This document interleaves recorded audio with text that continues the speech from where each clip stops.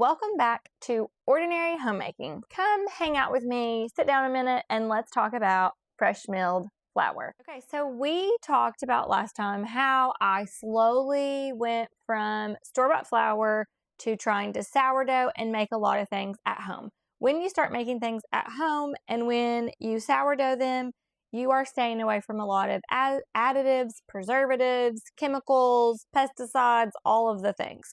And so that is a wonderful start, and that is where I started. We went through infertility and some other health issues, and that kind of led me on a journey of what am I consuming and what is it doing to my body. And so thankfully, we started that journey probably 14 years ago, and it led us down a less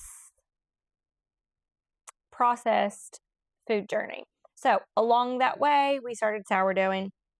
And then, as I shared in the last video, I found fresh milled flour. If you haven't watched the first video, go back, check it out, and it will tell you what fresh milled flour is, and it will tell you why I started doing it.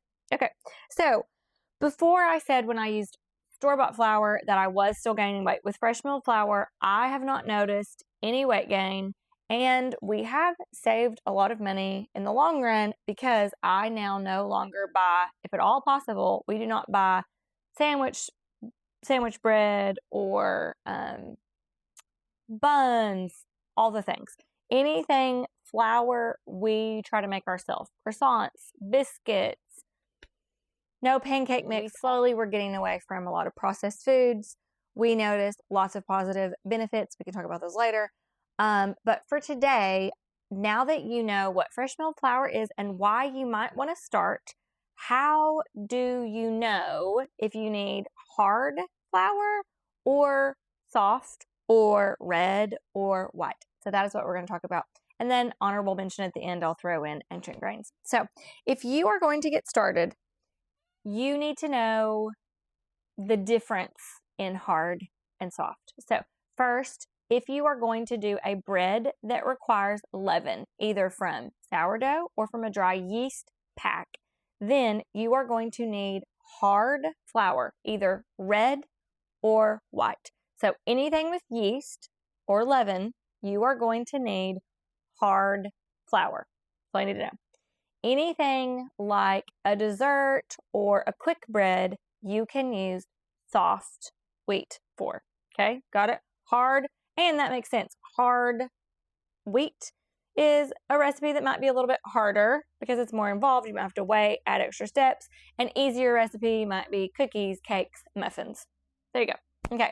Second, there is red and then there is white. I'm going to confuse you just a smidge, but when you go to the store and you buy regular all-purpose flour, it is red wheat because red wheat is a lot cheaper to buy than white wheat.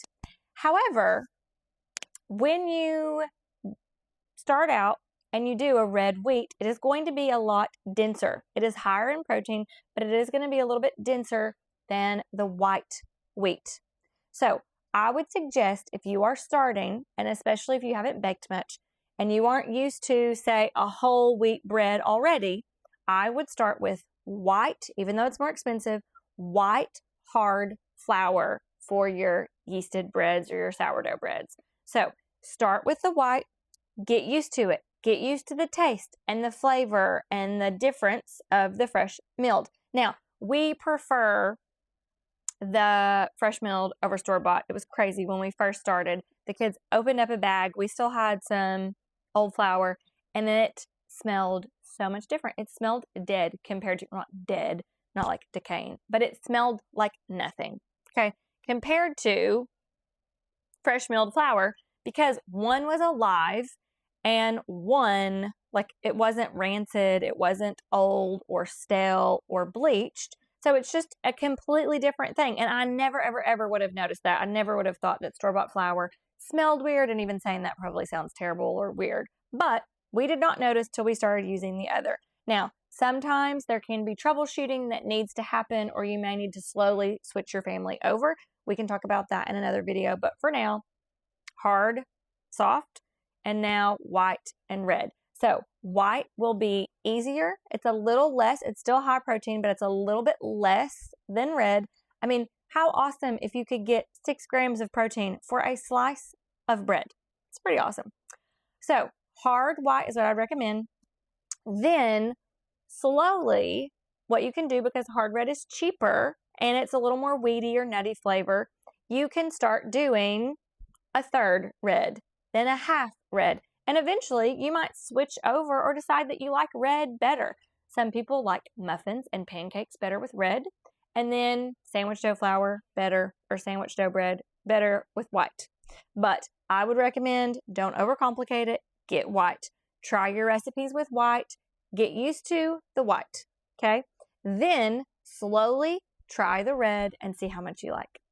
Okay, soft. This is easy. There is only, well, there probably is red soft, but I've never seen it. Only get soft white. There you go. Hard, soft, white, red. I'm trying to use my hand so I can remember. I was going to make flashcards. White, red, but I didn't. So that's where I would get started. Hard, yeasted, soft, non-yeasted. Okay? And then white versus the red. I think that when you get started, that is all you need to know.